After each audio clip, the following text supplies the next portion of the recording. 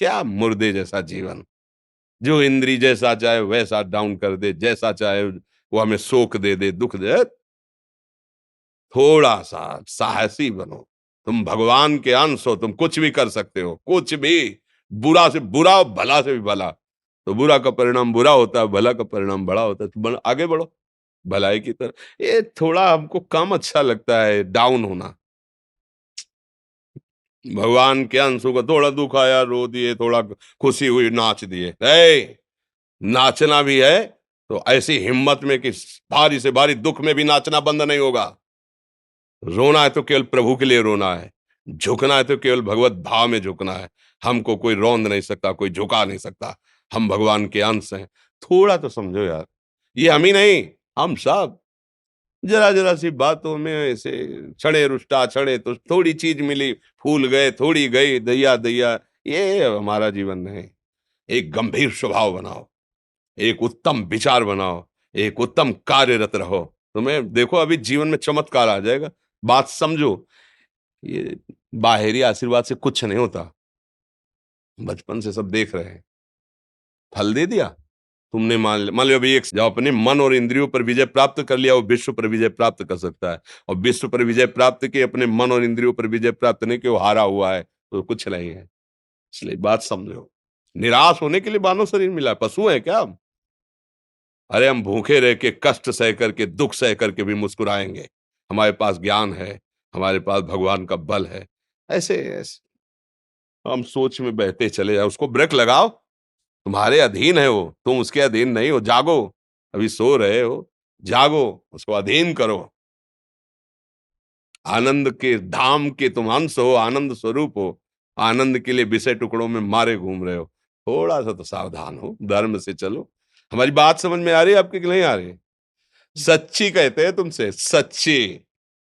हर कष्ट को तुम रौंद सकते हो, हर कष्ट को सह सकते हो। अगर अभी तुम निश्चय कर लो, मैं मरा, अब तुमको कोई नहीं मार सकता। सब भयभीत हो जाएंगे तुमसे। केवल एक निश्चय कर लो, अब हमारी जिंदगी की कोई परवाह नहीं। अभी अभी तुम्हारा वो भयंकर रूप आ जाएगा कि जिस गली से निकलोगे लोग अंदर घुस जाएंगे। क्यों? आपने निर्भयता स्वीकार कर ली। तुम्हारे अंदर के शत्रु, बाहर का तो सब कोई ड्रामा कर सकता है, लेकिन अंदर के शत्रु तुम्हें परेशान कर रहे हैं। तुम उन पर कभी नजर की? उनको अपना माने हुए हो मित्र। मन जैसा कर, मन कह रहा होटल चलो, होटल। मन कह रहा फिल्म देख चलो। मन कह रहा है गंदी दृष्टि करो, करो। अरे कभी दुश्मन को पहचाना अंदर बैठा तुम्हारे, और उसको जीत गए तो निहाल हो गए। पूरा जगत जीत गए, परमानंद में मगन हो जाओगे। इसीलिए तो आए हो यहाँ बात सुनने के लिए, और काहे के लिए आए हो? और ये बात वो बात है जो स्वीकार कर ले तो कोई बातें नहीं रह जाएगी। स्वीकार तो कर लो।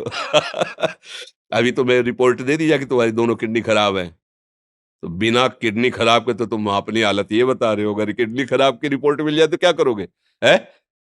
तुम हर एक व्यक्ति के हृदय में इतना आत्मबल है कि सब कुछ सह सकता है। तुम वो आत्मबल, वो शक्ति क्यों नहीं जागृत कर रहे हो? ये थोड़ी कि अरे भाई ये तो यही भूल है कि ये कर सकते हैं, हम नहीं कर। क्यों नहीं हम कर सकते?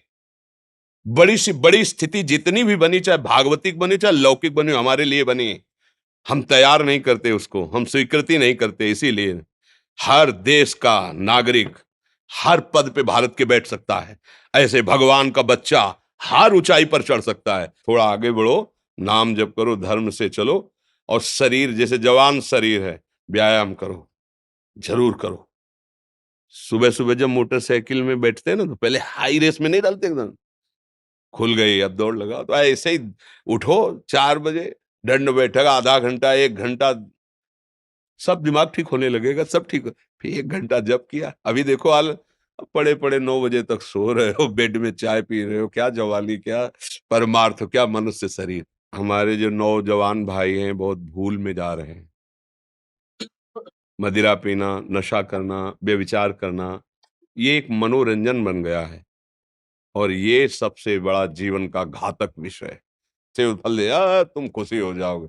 बात पकड़ लोगे ना, तो जन्म जन्मांतर तुम्हें उठाती चली जाएगी। और हो सकता है अगला जन्म ही ना हो। बात मान ले, संतों की बात आशीर्वाद होती है। आजकल हम लोग बाहरी दिखावे को बहुत पॉइंट देते हैं। बात पकड़ लो तो विश्व पर विजय प्राप्त कर लोगे। इसलिए हम बार-बार आपको सचेत करते हैं कि यही वो समय है, आपको महान बना सकता है।